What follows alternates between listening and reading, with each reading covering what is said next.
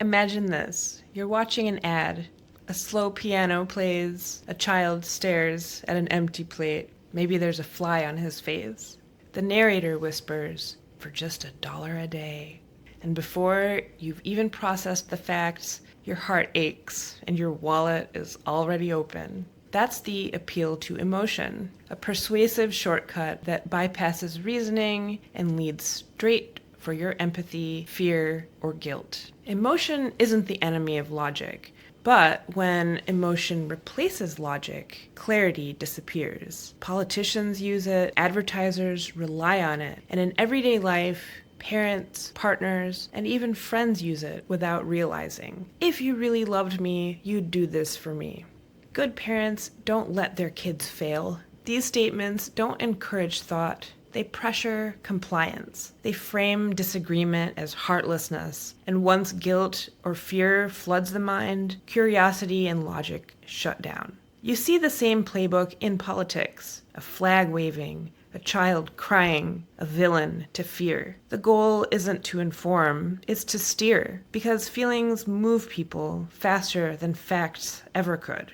And in relationships, emotional appeal becomes a quiet form of control. When someone says, "You never care about my feelings," instead of expressing what's wrong, emotion becomes the weapon. It's not about understanding.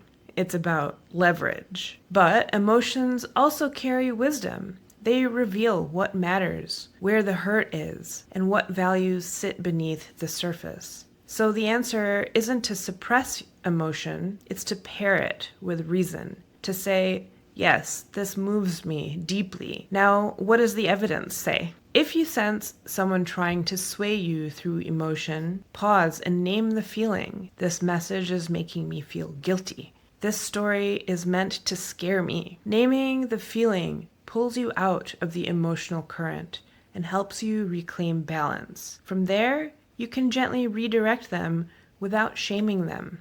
"I hear how strongly you feel about this.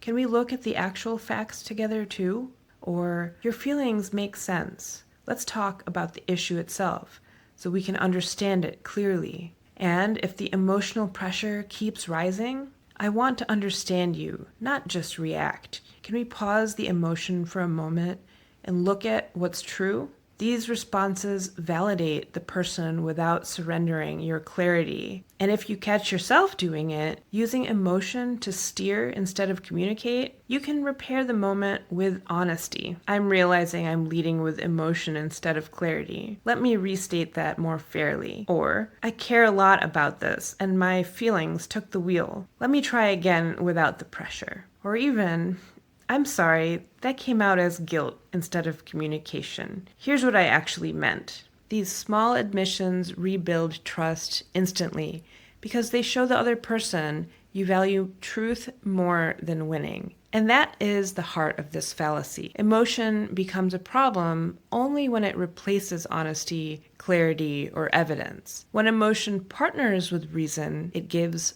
depth. When it replaces reason, it becomes manipulation. The work is learning the difference in others and in ourselves.